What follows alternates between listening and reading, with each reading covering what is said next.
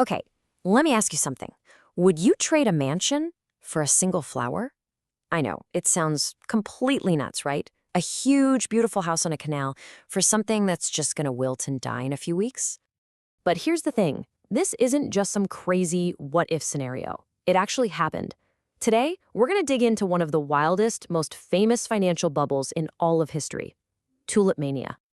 Yeah, you heard that right. Back in the 1630s, an entire nation, the Dutch, who were like the financial geniuses of their time, collectively decided, yep, a flower is totally worth more than a mansion. The real question is, how on earth did that happen? Well, that's exactly what we're about to find out.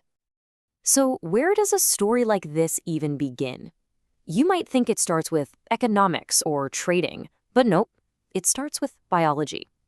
See, the flower at the heart of all this madness wasn't just any old tulip you'd find in a garden.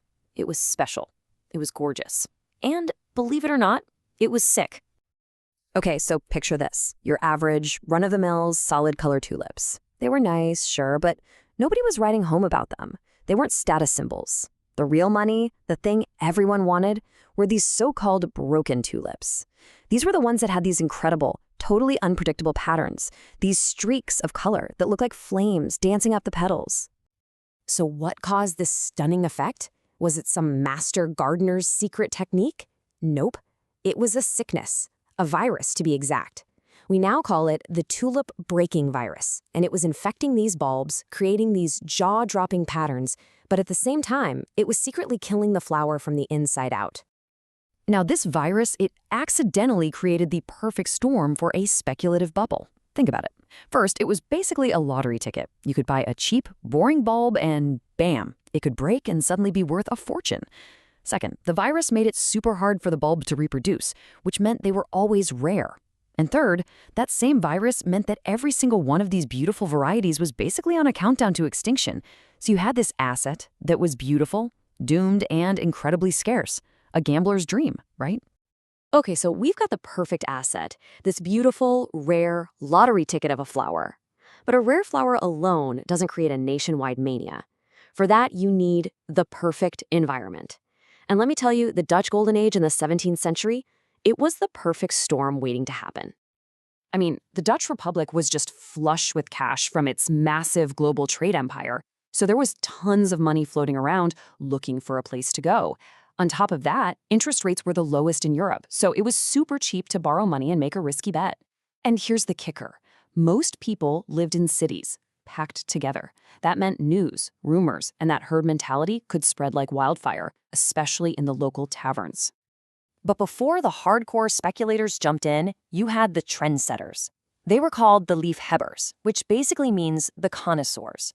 These were wealthy art lovers who collected rare tulips like they were paintings by Rembrandt. They're the ones who really established the idea that these flowers weren't just plants, they were status symbols, they were works of art. They set the stage perfectly for what was about to happen. All right, so we've got the flower, we've got the culture, the kindling is all there. All it needed was a little financial gasoline to set the whole thing ablaze. And that gasoline came in the form of a really clever and really dangerous new idea. It was called Windhandel. That literally translates to wind trade, which is just perfect. See, the problem was that for most of the year, the actual tulip bulbs were in the ground. You couldn't trade them. So to get around that, people started trading paper contracts, basically IOUs, for bulbs they'd get later. All of a sudden, nobody was trading actual flowers anymore. They were trading paper. The tulip had been turned into a purely financial bet. And get this wasn't happening on some fancy, regulated stock exchange. Oh no. This was all going down in smoky taverns, and the process was just dangerously easy. You'd sign a contract, maybe put no money down at all. You'd seal the deal with a little wine money, just enough to buy a round of drinks. Then you could immediately flip that paper contract to the next guy for a profit. The whole system was built on the idea that there would always be a greater fool willing to pay even more than you did. So the mechanics are all there, right? But it still begs the question, how did so many smart, rational people get completely swept up in this madness? Well, to understand that, we have to look inside the human mind, at the psychology of a crowd. Look, this wasn't just people suddenly becoming dumb. It was a perfect storm of all these little mental shortcuts or biases that we all have. First, you've got herding. Imagine being in a tavern and watching your friends and neighbors get rich overnight. You're gonna want in, right? Your own rational judgment just flies out the window. Then there's the greater fool theory we just talked about. And finally, anchoring. As the prices just went to the moon, those crazy prices started to feel normal. People completely lost sight of what a flower should actually be worth. And we have to remember there's a really dark shadow hanging over all of this, the bubonic plague. A massive outbreak was tearing through the Netherlands in 1636. And that created this sense of, well, fatalism. When you might not even be alive next year, who cares about long-term risk? Why not go for broke and try to get rich now? The future just didn't seem to matter as much. So the frenzy just keeps building. Through the winter of 1636, it reaches absolutely insane levels. Everyone is convinced that prices can only go up, that they'll rise forever. And then, one day, the music stopped. So at the very peak of this madness, a single bulb of the most famous tulip, the Semper Augustus, was going for 10,000 guilders.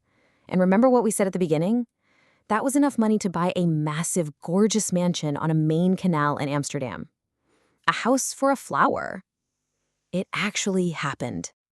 And if you need another example of just how crazy it got, check this out. There's a famous record of a trade for a single viceroy bulb. It wasn't even for cash. It was for this whole list of, well, real stuff. Oxen, pigs, barrels of wine and beer, tons of butter and cheese, grain, all of it. A whole farm's worth of goods for one flower bulb that could rot in the ground. And the crash, when it came, was lightning fast. It all started on February 3rd, 1637. In a tavern in the city of Haarlem, a seller put some bulbs up for auction. And nothing. Just silence. For the first time, nobody bid. Word of that silence got out, and it was like a switch flipped. Greed turned to pure fear, instantly. The panic was on, and within weeks, the entire market was just gone. Poof. Now, the story of the crash has been told and retold for hundreds of years. And you know how stories go. They get a little exaggerated. So let's take a minute to separate the popular myths from what actually happened and figure out what the real legacy of all this is. So the big myth you always hear is that the whole Dutch economy collapsed and people were jumping into canals. But modern historians have looked at the records, and that's just not what happened. The real economy was mostly fine because most of the money was just on paper. It wasn't real yet. And there's no evidence of mass suicides. The real damage was social. It was a crisis of honor. A bunch of people had made promises they couldn't keep, and reputations were ruined. And this is the really important takeaway. Tulip Mania wasn't just some weird one-off historical event.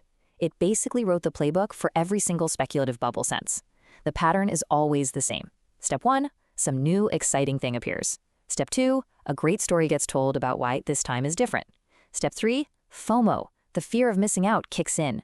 Step 4, easy money or leverage lets everybody pile in. And step 5, the silence. That terrifying moment when the last buyer just disappears. And maybe that's the single biggest lesson from this whole crazy story. When a market is driven by hype and psychology, the perception of value, the story we're all telling each other, can become way more powerful than the actual real value of the thing itself. At least for a little while.